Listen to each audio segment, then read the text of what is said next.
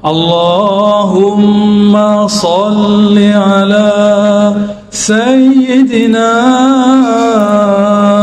Muhammad. Assalamualaikum warahmatullahi wabarakatuh. Jumpa lagi. Assalamualaikum warahmatullahi wabarakatuh. Alhamdulillahi rabbil alamin. Wassalatu wassalamu ala ashrafil anbiya wal mursalin wa ala alihi wa sahbihi ajma'in, amma ba'du. Amanat yang di pundak saya terutama kelihatannya menjadi rais am dalam sufi internasional ataupun rais am dalam negeri sendiri bukan suatu kebanggaan, tapi amanat yang sangat besar di pundak kita semuanya. Sebagaimana kita bercermin, kita yang merasa kecil begini merasakan beratnya bagaimana baginda Nabi sallallahu alaihi wasallam mendapat tugas, mendapat perintah dari Allah Subhanahu wa taala dalam mensyiarkan risalah sehingga melahirkan risalah rahmatan lil alamin, membangun keintelektualan umat, melahirkan ilmuwan dan sebagainya dan sebagainya. Tugas ini tidak semudah itu. Ma'asyiral muslimin hadirina rahimakumullah. Sekarang sangat diperlukan sekali apa sebenarnya tasawuf tersebut. Kemungkinan masih banyak memahami dalam dunia tasawuf kalau orang tasawuf itu pandainya duduk, pandainya muter tasbih, kurang peduli, sehingga jarang orang yang mau masuk tasawuf, karena orang kalau sudah masuk tasawuf takut kepada dunia. Pemahaman ini perlu kita luruskan. Apa sih sebenarnya tasawuf? Tasawuf adalah pembersih, tasfiyatul qulub, bagaimana hati kita ini selalu bersih. Kalau kita cara lahir, kita mandi ada airnya, tayamum ada debunya, mau cuci muka ada airnya. Kapan kita setiap hari tidak lepas akan membersihkan fisik, dari mulai mandi sampai wudhu sampai cuci muka. Tapi kapan kita akan membersihkan hati? Dengan apa cara membersihkan hati? Jelas peranan tarekoh di sini sangat diperlukan sekali. Yang tidak terlepas dalam dunia tarekoh ada tasfiyatul qulub, untuk membersihkan hati dari penyakit-penyakit yang sangat luar biasa. Kalau penyakit yang di luar kita jelas tahu, andai kata itu kena kanker ataupun kena penyakit yang lain, tapi penyakit hati siapa yang tahu? Di antaranya takabur, dengki, hasud, tidak senang kalau melihat orang senang, tapi hatinya senang apabila melihat orang itu susah. Ada lagi oknum mungkin senang kalau melihat negara ini pecah belah, rakyat tidak akur, rame dan gembira sekali. Ini penyakit-penyakit hati yang sangat mengerikan.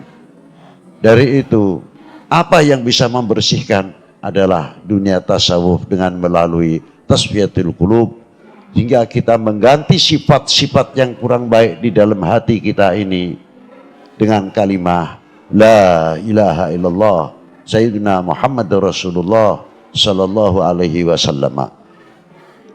Nur yang akan masuk di tiap seluk tubuh hati manusia akan mewarnai pancaran cahaya ilahi. Tidak cukup di dalam hati saja, cahaya itu akan mewarnai sampai pola pikir, otak kita, akal kita.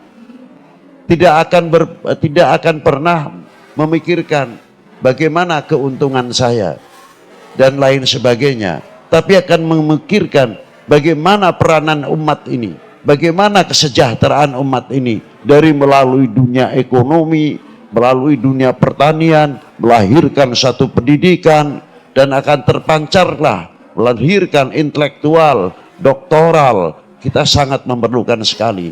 Dunia tasawuf bisa melahirkan putra-putri kita di mana saja negara, doktor ahli bedah, ahli pertanian, ahli ekonomi. Sudah bukan waktunya lagi kita berbicara khilafiyah. Kita tertinggal karena masalah-masalah itu. Apalagi sebentar lagi khususnya untuk negeri kita di Indonesia. Qarib minal intikhab. Sebentar lagi kita akan menghadapi 24 pemilihan umum. Mampukah ulama-ulama kita, khususnya ulama tasawuf, menjadi pemersatu umat, pemersatu bangsa ini, menumbuhkan cintanya kepada bangsa dan tanah airnya, sehingga mencerminkan cahaya-cahaya ilahi yang terwarnai dan mewarnai di dalam hati kita menjadi suri, tauladan, contoh yang baik. Inilah orang ahli tarekah, inilah ahli tasawuf yang bisa mewarnai bagaimana pembangunan umat, pembangunan bangsa, sehingga ketahanan nasional di setiap negara di dunia ini disponsori oleh tokoh-tokoh ahli tasawuf. Dari dunia ekonomi, dari dunia pertanian, tidak cukup dari itu, sampai dunia ketahanan dan pertahanan nasional, pasti ulama-ulama dimanapun negara dengan cintanya kepada tanah airnya pasti akan menjadi contoh yang luar biasa. Yang kedua, paling tidak akan menjalin hubungan silaturahmi antara ulama ahli tasawuf di manca dunia ini. Mana yang saling kita bisa menguntungkan di antara sesama kita, sehingga melahirkan kesejahteraan umat yang tertantang waktu sekarang ini, apalagi kelak yang akan datang.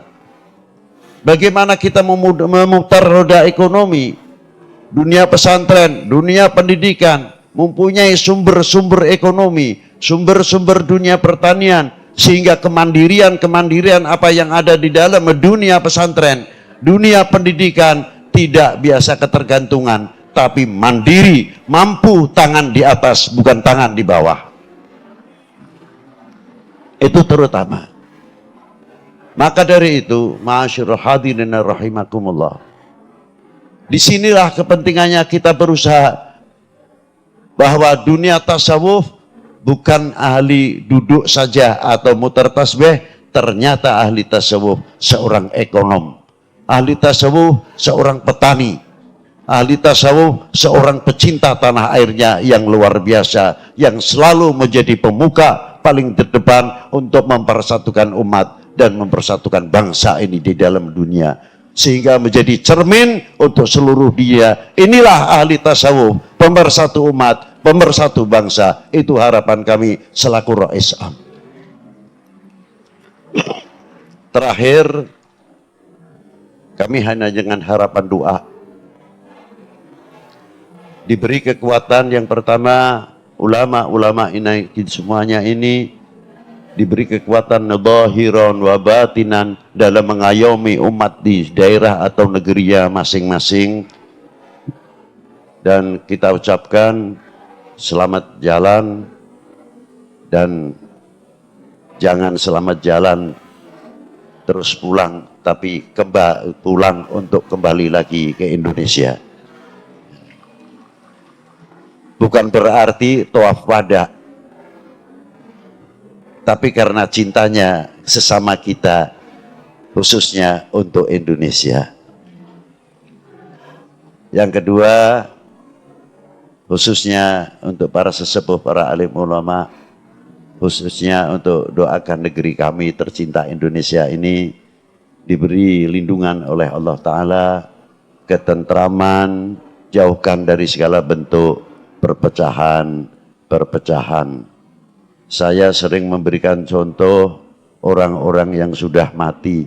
Kalau di Mesir kita bisa melihat bagaimana Ras Al-Imam Hussein, Sayyidah Zainab, Rabi'ah, Sayyidah Ruqayyah, Umi Kalthum, dan Sayyidah Nafisah At-Tahirah. Kalau kita melihat di Mesir yang ziarah luar biasa, bisa menghimpun datangnya keuangan kepada beliau.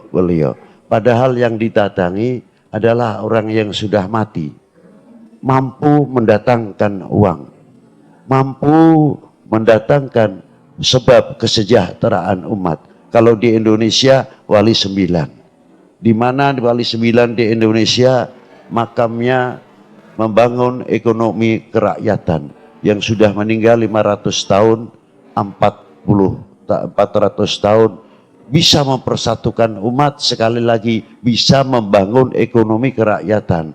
Tapi kita ini yang hidup sudah sejauh mana di dalam mempersatukan umat, di dalam mempersatukan bangsa ini hingga bisa membangun. Apakah kita ini kalah dengan orang mati? Wassalamualaikum warahmatullahi wabarakatuh.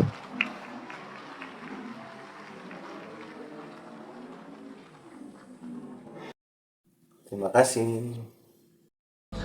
الصلاة والسلام عليك